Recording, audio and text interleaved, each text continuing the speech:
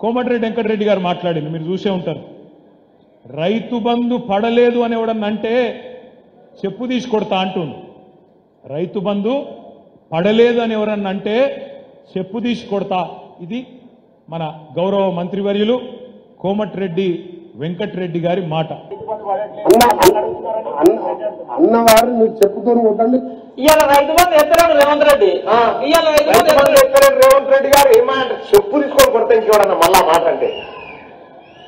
ఆయననేమో కాంగ్రెస్ మంత్రి, ఈయననేమో కాంగ్రెస్ ప్రచార కమిటీ అధ్యక్షుడు మల్లన్న. ఇద్దరు కూడా ఏమంటారు? చెప్పు తీసి కొడతాము రైతు బంధు పడలేదంటే అంటుంది. ఇవాళ నేను రాష్ట్రంలో ఉన్న 70 లక్షల మంది రైతులను అడుగుతున్నా, ఎవరెవరికైతే రైతు బంధు పడలేదో వాళ్ళని ఆలోచించమని అడుగుతున్నా. వీళ్ళని ఏ చెప్పుతోని కొట్టాలి రైతు బంధు ఏ వాళ్ళని ఆలోచించమని అడుగుతున్నా. చెప్పుతోని కొడతారా, ఓటుతోని కొడతారా మీ ఇష్టం. చెప్పుతోని కొడతారా, ఓటుతోని కొడతారా ఈ ప్రభుత్వాన్ని మీ ఇష్టం. కేసీఆర్ ఉన్నప్పుడు వారం రోజులు వేసిండెట్లా, వీళ్ళకు 2-3 నెలలైనా ఎందుకు వేయలేదు ఆలోచించమని చెప్పి నేను కోరుతున్నా. రైతులు ఆల్రెడీ మంట మీద ఉన్నారు. క్వింటాల్కి 500 బోనస్ అన్నాడు, ఇచ్చిండా? రేపు ఇస్తాడా ఏప్రిల్లో? ఇయ్యకపోతే రైతులు ఊకుంటారా?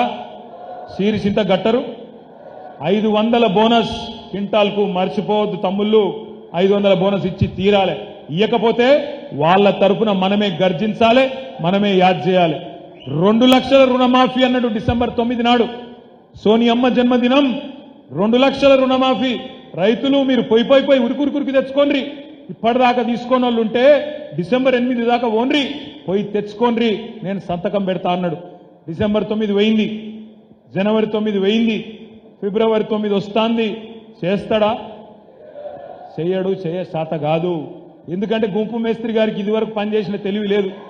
ఏదో ప్రతిపక్షంలో ఉన్నప్పుడు డైలాగులు కొట్టుకుంటూ అవతల పడ్డాడు. నోటికి ఎంత వస్తే అంత ఒర్రుకుంటా, కేసీఆర్ మీద బూతు పురాణం ప్రయోగించుకుంటా ఒర్రుకుంటా తిరిగిండు, ఒర్రుపోతాడు తప్ప ఆయనకేం తెలియకేదో మాట్లాడిండు, ఫసాయించిండు. ఇలా కింద మీద పడతాడు. అందుకే నేను అంటున్నా, 2 లక్షల రుణమాఫీ చెయ్యనందుకు, రైతు భరోసా చాలు చేయనందుకు, రైతు భరోసా చాలు చేయకపోగా ఉన్న రైతు బంధు వేయనందుకు, తెలంగాణ రైతన్నలు రైతు బంధు అడిగితే చెప్పుతోని కొట్టమన్నందుకు రేపు ఓటుతో కొడతారు కరీంనగర్ లోక్సభలో కూడా కాంగ్రెస్ పార్టీని అనే మాట నేను మీకు విజ్ఞప్తి చేస్తా ఉన్నా.